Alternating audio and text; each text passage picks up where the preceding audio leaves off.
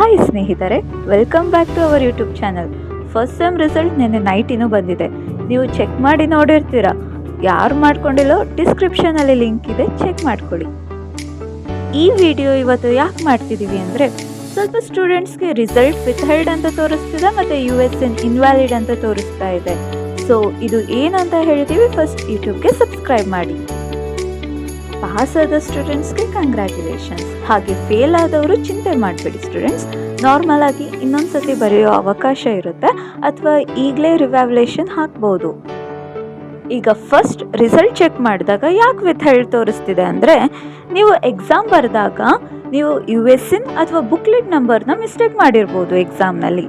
So ಅದಕ್ಕೆ ಈ ರೀತಿ ಆಗ್ತಾ ಇರಬಹುದು.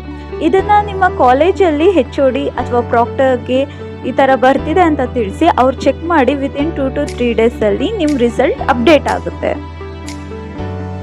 ಮತ್ತು ಈಗ ಬ್ಯಾಕ್ಲಾಗ್ ರಿಸಲ್ಟ್ ಬಗ್ಗೆ ಹೇಳೋದಿದ್ರೆ, 2027 ಬ್ಯಾಚ್ ಸ್ಟೂಡೆಂಟ್ಸ್ ಅಂದರೆ ಈಗ 4th ಸೆಮ್ಮಲ್ಲಿ ಇರೋ students first sem backlog exam ಬರೆದಿರ್ತೀರ. ರಿಸಲ್ಟ್ ಬಂದಿಲ್ಲ ನಮಗೆ ಅಂತ ಕೇಳ್ತಾ ಇದ್ರು.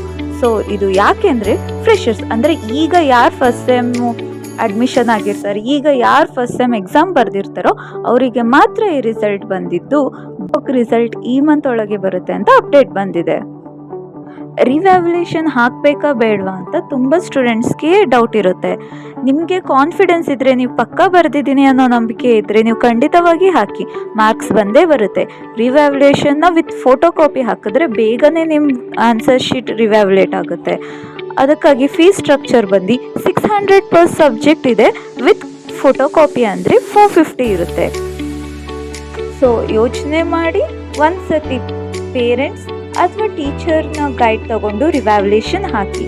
ಮೇನ್ ನಿಮಗೆ ಕಾನ್ಫಿಡೆನ್ಸ್ ಇದ್ದರೆ ಹಾಕಿ. ವಾಟ್ಸಪ್ ಗ್ರೂಪ್ ಜಾಯ್ನ್ ಆಗಿ ಪ್ರತಿ ಅಪ್ಡೇಟು ಮಾಡ್ತೀವಿ. ಹಾಗೆ ಕಮೆಂಟ್ ಮಾಡಿ ನಿಮ್ಮ ರಿಸಲ್ಟ್ ಏನು ಬಂದಿದೆ ಅಂತ. ಈ ವಿಡಿಯೋ ನಿಮಗೆ ಇನ್ಫಾರ್ಮೇಟಿವ್ ಆದರೆ ನಿಮ್ಮ ಫ್ರೆಂಡ್ಸ್ಗೂ ಶೇರ್ ಮಾಡಿ. See you in the next video, students.